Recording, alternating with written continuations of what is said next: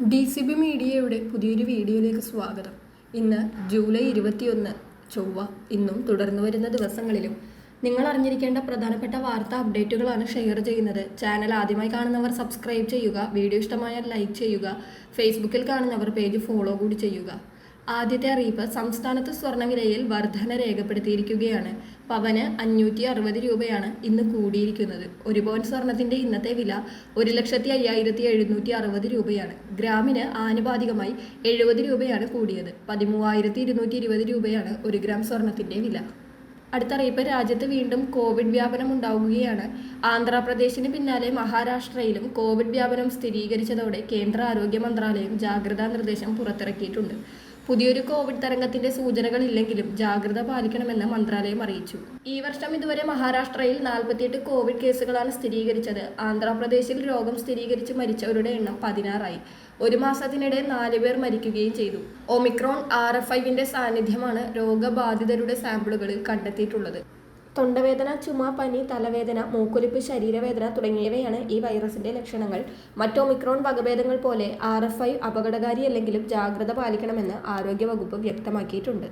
അടുത്തറിയിപ്പ്, സംസ്ഥാന സർക്കാരിന്റെ 14ാം പഞ്ചവത്സര പദ്ധതിയുടെ ഭാഗമായി തദ്ദേശ സ്വയംഭരണ സ്ഥാപനങ്ങൾ വഴി വികസന പ്രവർത്തനങ്ങൾ നടപ്പിലാക്കുന്നുണ്ട്. ഇതിൽ വീട് നിർമ്മാണത്തിനും നിലവിലുള്ള വീടുകളുടെ നവീകരണത്തിനും സാമ്പത്തിക സഹായം നൽകുന്ന പദ്ധതികളുണ്ട്. പുതിയ വീടുകൾക്ക് ലൈഫ് മിഷൻ പദ്ധതി ഉപയോഗിക്കുമ്പോൾ തങ്ങളുടെ പഞ്ചായത്തിലോ മുനിസിപ്പാലിറ്റിയിലോ ലഭ്യമായ നവീകരണ പദ്ധതികൾ അറിഞ്ഞിരിക്കേണ്ടതുണ്ട്.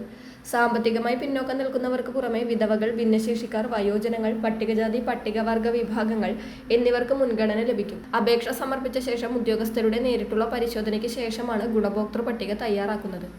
അടുത്തറിയിപ്പ്, LPG ഗ്യാസ് കണക്ഷനുകളുടെ സുരക്ഷ ഉറപ്പാക്കുന്നതിനായി ഇന്ത്യൻ, HP, ഭാരത് ഗ്യാസ് തുടങ്ങിയ വിതരണ ഏജൻസികളുടെ അംഗീകൃത ടെക്നീഷ്യന്മാർ 5 വർഷത്തിലൊരിക്കൽ നടക്കുന്ന നിർബന്ധിത ഗാർഹിക പരിശോധനകൾ ആരംഭിച്ചിട്ടുണ്ട്. സിലിണ്ടർ, റെഗുലേറ്റർ, ഹോസ് എന്നിവയുടെ അവസ്ഥ നേരിട്ട് പരിശോധിച്ച് അപകട സാധ്യതയില്ലെന്ന് ഉറപ്പുവരുത്തുകയാണ് ഇതിന്റെ ലക്ഷ്യം.